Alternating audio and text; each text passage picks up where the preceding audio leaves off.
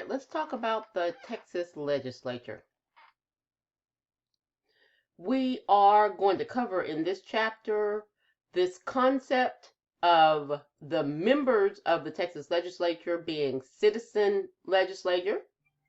We'll understand what that means and why we call them that. Then we will talk about how legislators are chosen. We'll talk about their qualifications, talk about campaign financing, and we will talk about my favorite subject, redistricting. I love talking about redistricting, and that also means there's going to be a lot of that on the test. We will analyze the powers of the legislature and its presiding officers. We will analyze legislative process, committee structure, and how a bill becomes a law. So that is what we will be covering in Chapter 7.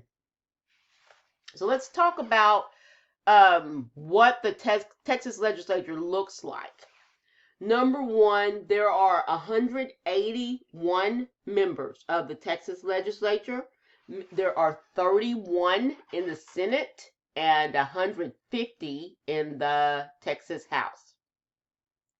Senators in Texas serve 4-year terms.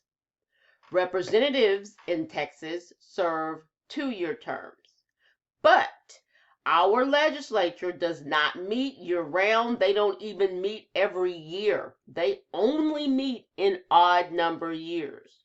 So a representative that is elected for a 2-year term only goes to one actual session before they have to run for re-election. The senators get to serve 2 sessions before they run for re-election. Sessions in Texas are by mandate 140 days, starting in the first Monday in January, or the second Monday in January, in odd numbered years. So we are, and I am doing this lecture on October 19th, 2020.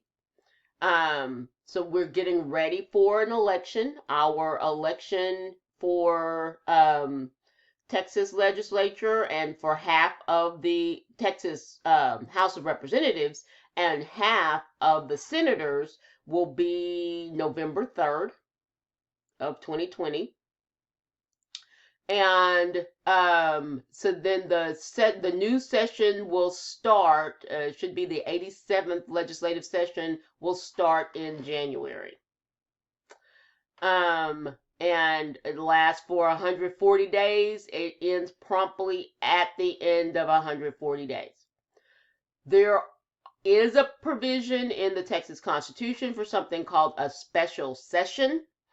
That is a lot. They have a lot of work to get done in 140 days. They very rarely actually get it done. But when the session is over, the session is over unless the governor, and only the governor, can call a special session. Only the governor can call a special session, and the governor gets to tell them what they can discuss during the special session. Usually it is a form of punishment by the governor if they did not address something that he or she thought that they wanted to have addressed in their 140 days. Now, the governor can call unlimited special sessions. I think the most that we've ever had is 4, and that was when Ann Richards was governor. We'll talk in Chapter 8 about why that was. We do not pay our legislators very much money. In fact, they make the $7,200 a year. If we check poverty, the poverty level, I believe that poverty for a household, for one person, is under $10,900. So we are paying our legislators an amount that is under the poverty level. When they are in session, They also get $90 per day while they're in session, and that's supposed to cover their travel and their housing while they're in session, because they go to Austin. Austin is our state capital, and meet there. So whether or not you actually live in Austin, you get $90 a day while you're there for 140 days and any special session. So obviously, this is not their primary source of income. Our legislators have to have other jobs. And so they are not professional politicians, thus the word citizen legislature. These are lawyers and doctors and businessmen, because those are the people that have the time to spend 140 days away from their business, and can afford to, this $7,200. They're not looking to that as their primary source of income. All of them have staff, and they are provided like a stipend, what's the word that I'm looking for? A budgeted amount for their staff. They pay their staff, and they pay their office expenses out of their budget.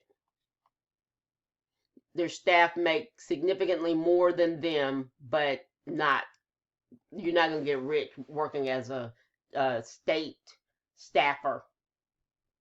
What are the qualifications for this super exciting job? It seems like we're telling them by the way that we pay that we do not value you, or we don't value your service at the very least. Because in Texas, we pay money for the things that we think are important, and we have no problem doing that. So we're sending a signal, and it was the same signal that they planned to send in 1876 when the Grange set the salary really low for the members of the legislature. They set a limited time for them to actually meet, and said that you cannot vote to raise your own salary. That has to be voted on by the citizens of the state. So it goes out like a constitutional amendment does. Qualifications. You have to be a United States citizen at the time that you are running. You have to be qualified voter. There's no requirement that you actually be registered to vote, but you have to meet the qualifications for being a voter. If you are running for the Senate, you have to be a minimum of 26 years old. If you're running for the Texas House, minimum age is 21. Are there any 21 or 26-year-olds in the Texas Senate or House? No.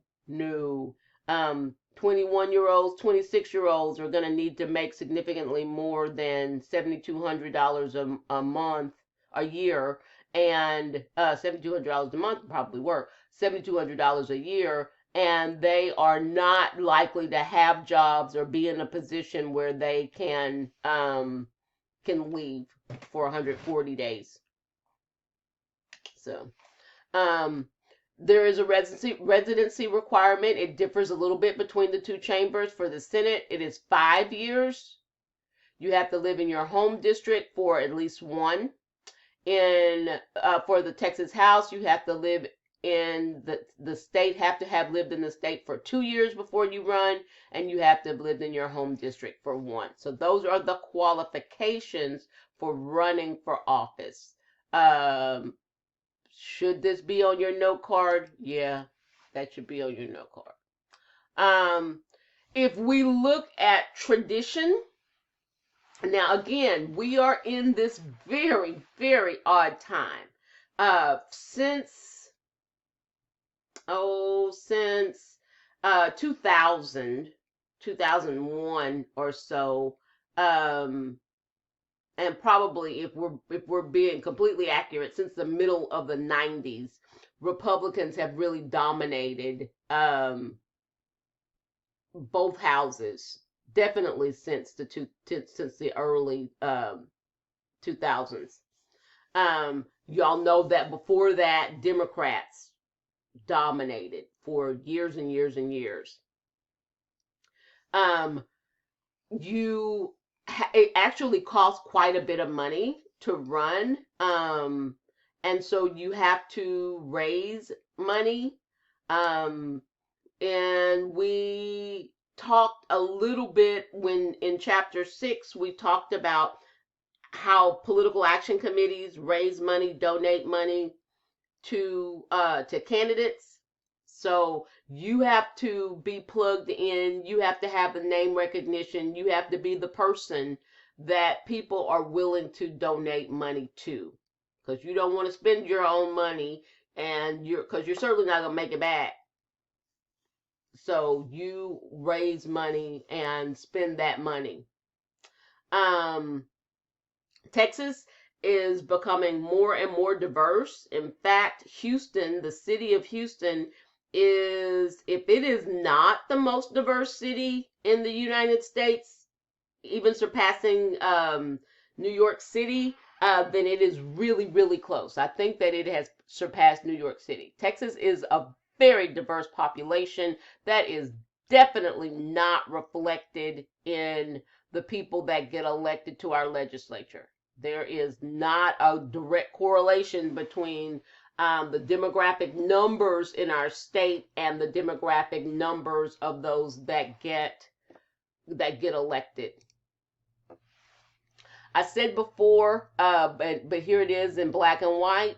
60% of the people that get elected are business owners, business executives, or attorneys.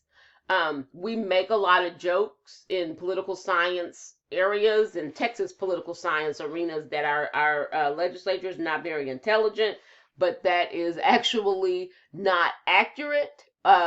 Texas has one of the best educated legislatures in the United States. We are first, or at least have been in the past, first in the percentage of lawyers that are in the legislature. So we don't really know what the income is. Reporting is the requirements for reporting of your income are really sketchy. So, but you're going to have to assume that most of these people are pretty well off to be able to afford to come to Austin and take all that time off.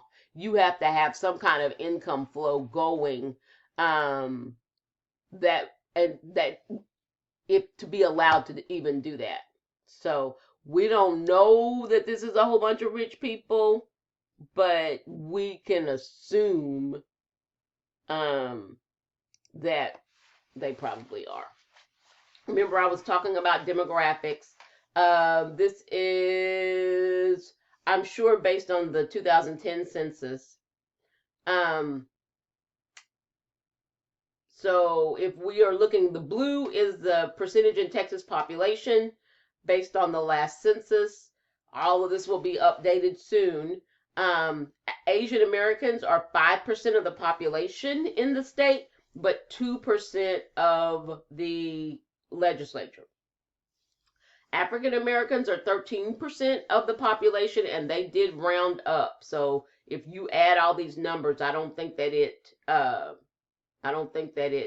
quite computes, because they did round. Latinos in Texas are 39% of the population. And I have seen numbers as high as 42% in the interim between the 2010 census and now. We will see. But are 24% of the Texas legislature, at least the ones in the past. Anglo-Americans are 42% of the population, or were in the 2010 census, but are 64% of the population. overwhelmingly, there are a lot more males in the Texas legislature. We're about half and half. There's slightly more females in the state of Texas than males, but females are about 20% or have been of the Texas legislature. And uh, we could have a very robust discussion about why that is. I always, for years, have taken myself as an example. I would love to serve in the Texas legislature. That there would be nothing that I would enjoy more, but I have to work. Up until a year ago, I had a kid that I had to take care of, and he was very active, played baseball, so I was always at his baseball games. Um, and I made breakfast for him for what that was worth, because I'm not a very good cook, but even if it was Pop Tarts, I made them. Um, and I went to all of his school events, and if he was playing drums, then I was there, and there was just no way that I could be away for 140 days. And gender roles indicate, and boy, are we not seeing it now in the middle of a global pandemic when childcare is iffy, and schools are iffy. Some of them are day on, day off. Some of them are completely remote. Um, and even if your child is able to go all day, on a dime, you could get a message from the school saying that we've had an outbreak and you're going to have to bring your child home. And for the most part, that responsibility falls on females. So that might account for why the percentage of females is so low. Hey, we get to talk about districting. So, each of the 150 members of the Texas House is represented from a geographical district. And all that means is that they have split the state of Texas into 150 different locations. The idea being that we want to have representation that represents the entire state.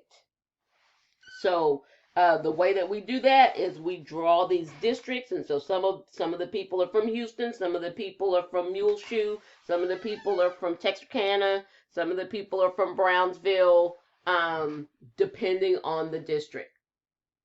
And each of the districts is represented by one person. So you just have to get your friends and neighbors, the people in your area, to vote for you and send you to be their representative in the House or the Senate.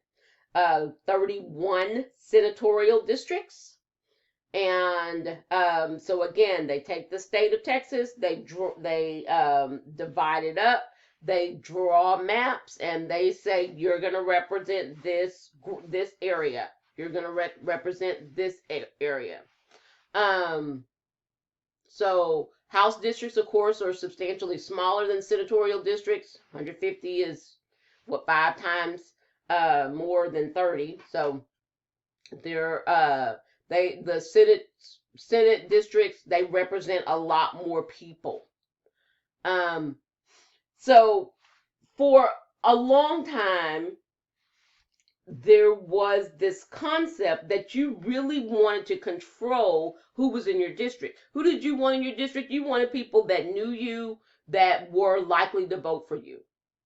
I'm always telling the story about the year that I was up for election for homecoming queen. And I had rubbed quite a few people the wrong way, apparently, in my class, because I heard someone telling a newly inducted National Honor Society member, do not nominate Madelyn. Do not nominate Madelyn for an office in National Honor Society. So, the year that I was nominated by the freshman class as a homecoming queen, the sophomore class elected or nominated another African American girl. And that was something that was unusual, because usually I was the only African American that was up for whatever we were voting on. And um, and so we ended up, I had been receiving votes in a block. All the black people at the school were voting for me, but now that there were two African Americans running for a position, that vote was split. It does matter who's voting, and politicians know this, and they, for years, have manipulated this. There was a case, and the case was Reynolds versus Sims. Reynolds versus Sims.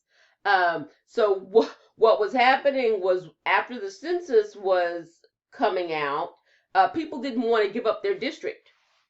So they would have one district that was full of people that they knew were going to vote for them, and it would be tiny. And then you would have another district that was huge, because they're like, we don't want those people in our district. Who gets to decide where district boundaries are? The state legislature does. The state legislature gets to draw all of the districts for themselves, and for the representatives that get sent to Washington, D.C. from Texas. They draw all the districts. So they got sued because people were not wanting to adjust their districts. Reynolds versus Sims says you have to redraw your districts, and they have to be roughly the same size. We don't want one person representing 50 people and another person representing 2 million. So, Reynolds versus Sims says, sorry, you cannot have unequal districts. They have to be roughly the same size. So, as you can imagine, drawing districts can be very, very political, super political. So there is a concept that is called gerrymandering. And let me just explain where that came from, because that is a very strange word. There was a governor in the late 1800s. His name was Elbridge Gerry, Gerry. Elbridge Gerry was a politician.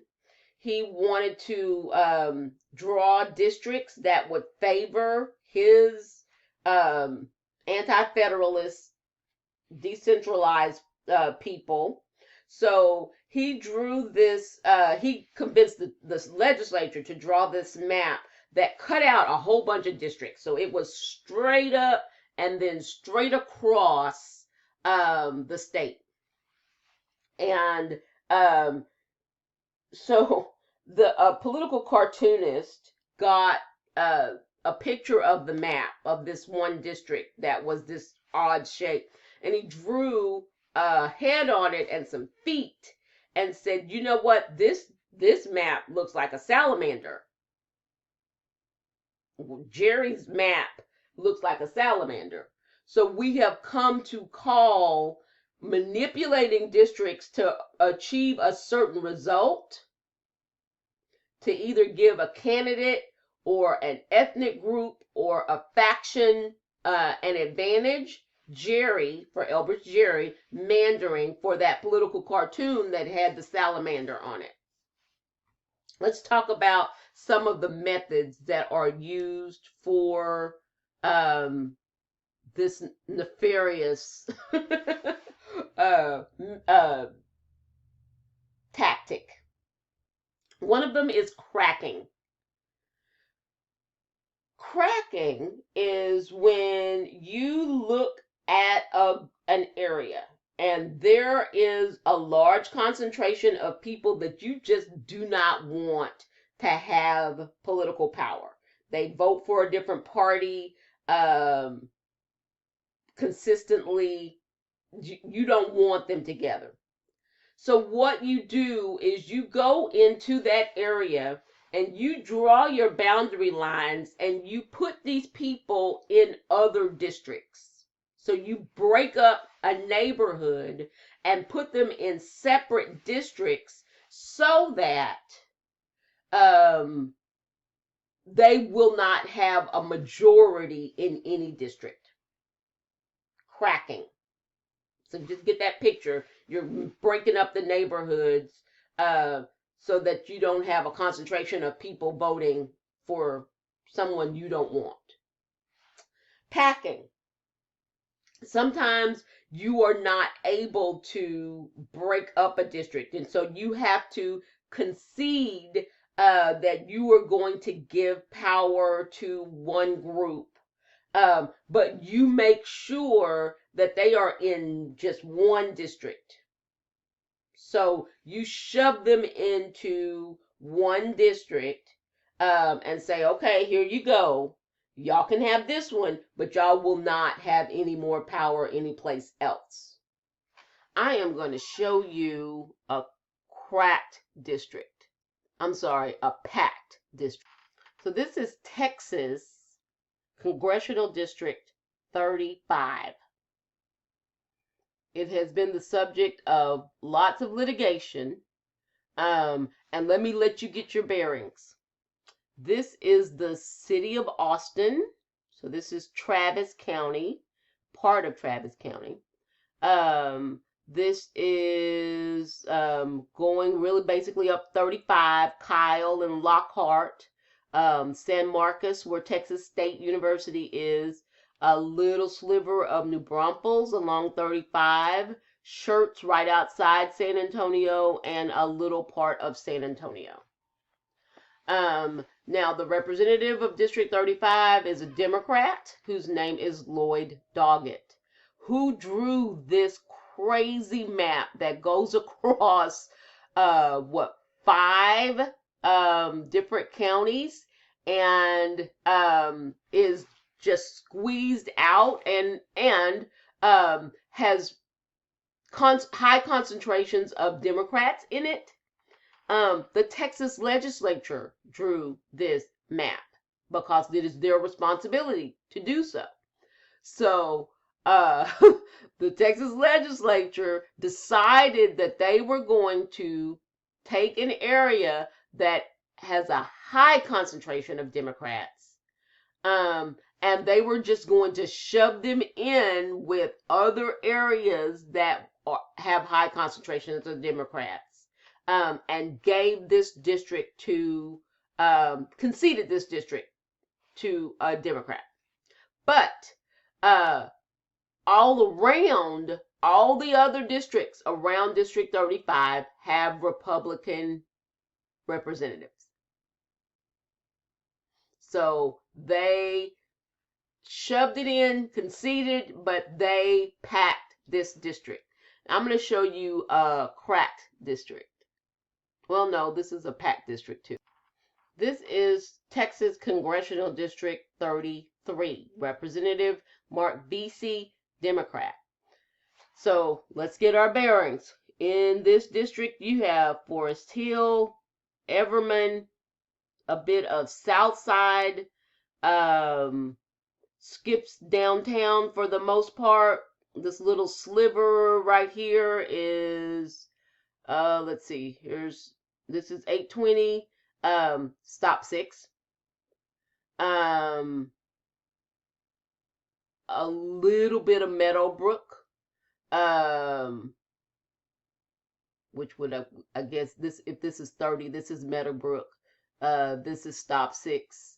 Then you go past downtown, get to North Side. then it really kind of skirts over most of Arlington, except it does have central Arlington by the stadium, almost all of Grand Prairie, almost all of Irving, a little sliver of West Dallas, and then some of the southern cities, Cockrell Hill, and I don't think DeSoto or Duncanville are in there.